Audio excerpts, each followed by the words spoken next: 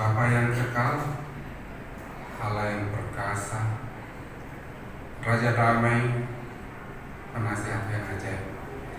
Kami sungguh bersyukur di pagi menjelang siang ini Tuhan. Di tempat ini Engkau kumpulkan kami bersama. Ini adalah kesempatan yang terbaik bagi kami yang Engkau berikan kepada kami. Terima kasih Tuhan. Kesempatan untuk memperbaiki diri dan juga untuk berbuat baik kepada sesama.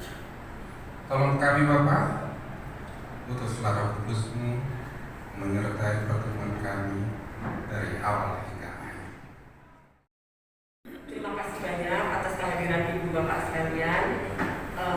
Ini kami dari seksi gender dan kesehatan mental. Terus terang kami terlambat memulai kegiatan, jadi baru April ini karena ya beberapa persoalan lah gitu ya Ibu Bapak. Tetapi kami berharap bahwa setelah April ini akan cukup banyak hal yang bisa dilakukan bersama-sama dengan umat.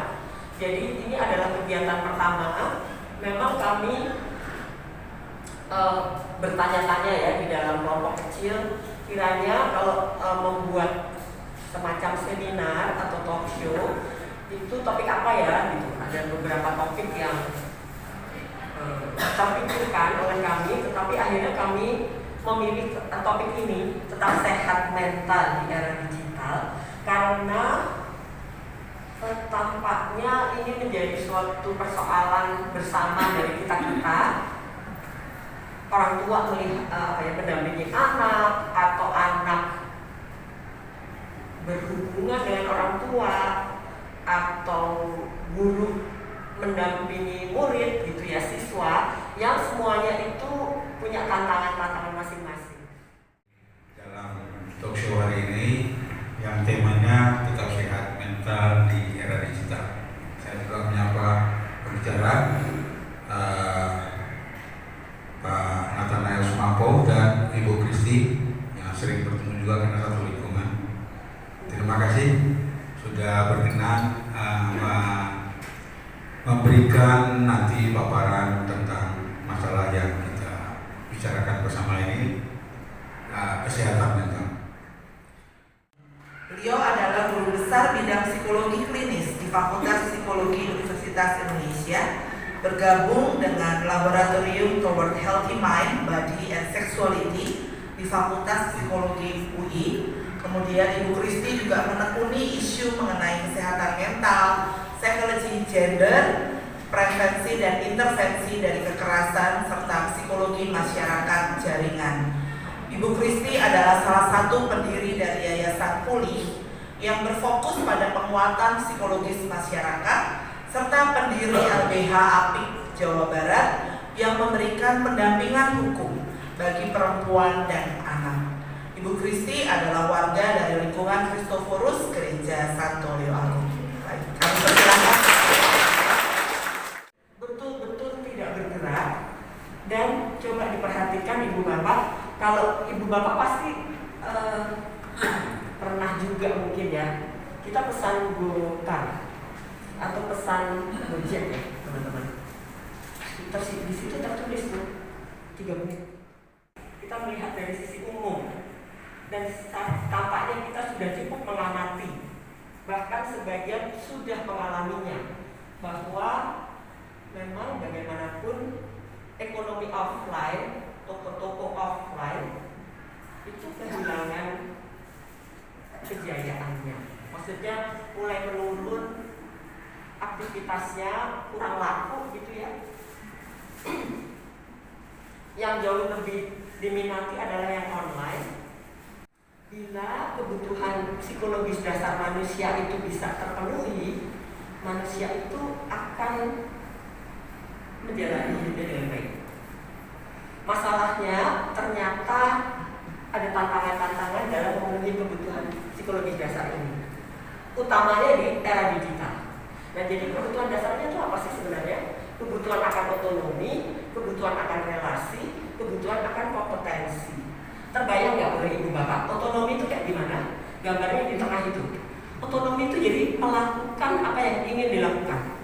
menentukan sendiri apa yang dia mau, dan itu sudah terlihat pada anak sebenarnya.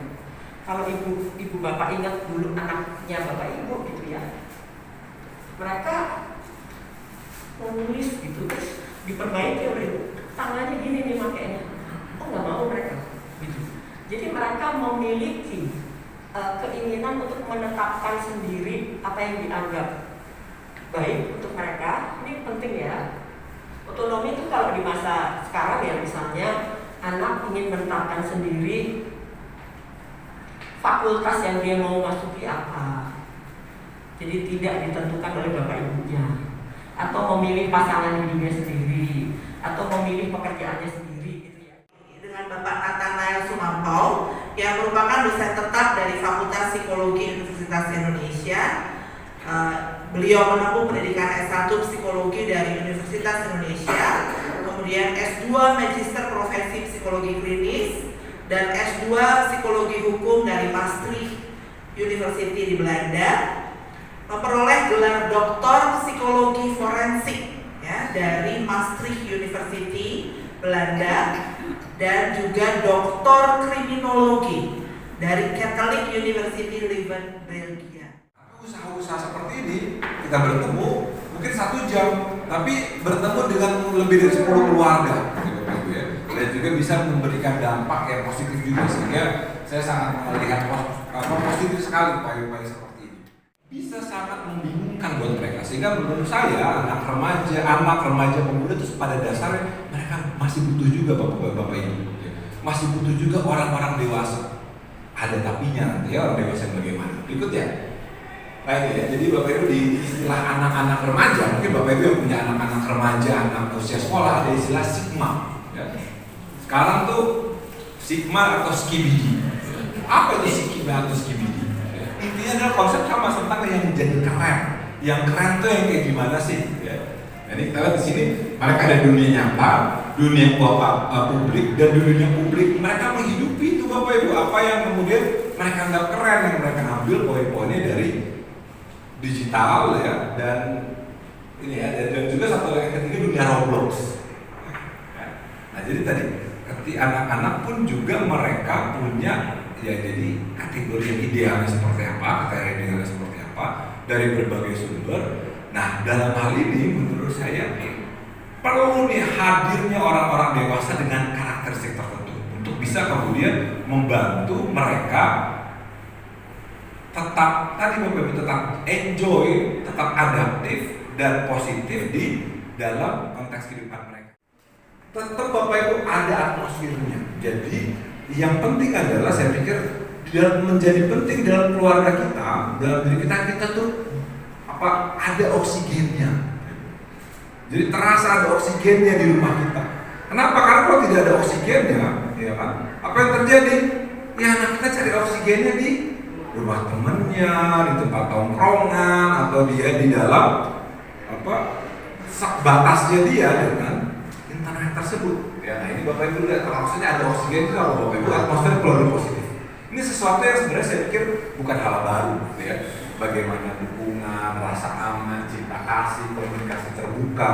Setiap orang dalam keluarga merasa bahwa dirinya penting, bernilai dan berharga. Lalu kemudian makan juga nggak usah ya, udah makan apa yang dikasih ke anaknya. Tapi sekali-sekali saya dibuat kayak model bento gitu, ada matanya, ada mulutnya, gitu ya. Simple things tentang hal-hal sih, makan, tidur, gitu ya. Termasuk juga doa ibadah, misalnya Bapak Ibu, jadi berdoanya nggak betul-betul tadi diresapi, dihayati, itu simple things. Kedua, kelola interpretasi pemikiran kita. Ya. Tetangga ditegur, dia jutek. Lalu apa yang seringkali kita berpikir, oh iya ini gara-gara dia nggak suka sama saya, dia cemburu mungkin saya baru punya barang apa, ya, tapi ya udah interpretasi kita di benak kita ya. B berdampak positif, ya. Memang riset menunjukkan ketika kita lagi low katakanlah, lakukan hal kecil aja. Yaudahlah, saya lagi kesel sama suami, ya, lagi ribut sama suami, yaudah saya masak pisang goreng kasih 2 potong ke tetangga. Tetangga kita terima kasih bu, apa kabar, itu efeknya naik Bapak Ibu ya, jadi berdampak positif. Tetap ada usaha dan jaga kontak, ya kayaknya kontak ya. Simple things well, interpretasi berdampak, usaha kontak. Oke, saya pikir itu mempengaruhi pada sisi psikologi kita, dan bagaimana kita perlu aware, ada self compassion tadi di situ ya, untuk mencoba tetap memelihara welas kasih pada diri kita sendiri. Kemudian kalau dari Pak Nael tadi bisa disarankan untuk menyamakan experience yang menyenangkan di online. Bagaimana kita sebagai orang tua atau orang dewasa yang ada di sekitar anak dan remaja itu juga tetap bisa membuat situasinya menyenangkan, supaya mereka itu tidak selalu di online terus, tetapi bisa merasakan juga di offline itu sama menyenangkannya ya, dengan berbagai tips yang tadi sudah disebutkan. Ada empati, ada sibuk ya, dari simple things, interpretasi, kemudian berdampak, usaha, dan juga menjaga kontak sosial gitu. jadi opa oma atau opung, kakek nenek eyang di kehidupan sekarang berikutnya itu nggak mudah Bapak Ibu. Tetapi kita nggak sendirian kan, ini ternyata juga dialami semua. Dan saya kembali kepada tadi DHA, bagaimana kita juga artinya memahami bahwa saat ini anak kita, cucu kita, dia juga bisa jadi narasumber, dan kemudian lebih memberikan kesempatan, ada yang stop di sini, untuk lebih banyak mendengarkan, tidak langsung reaktif Bapak Ibu, karena penting untuk kita memahami terlebih dahulu. Dan juga ini saya mau tertarik nih, tag loving mom Bapak Ibu, artinya lovingnya itu menurut saya garis bawahi. Bapak Ibu jago banget ini, gaptek, sangat gaptek. Gaptek itu kan banyak gak paham ya, atau kemudian sangat paham teknologi, tetapi yang penting adalah loving momnya Bapak Ibu, loving dadnya, loving opa omanya. Nah itu menurut saya sesuatu yang hal yang sangat penting, tetap perlu untuk terus kita upayakan.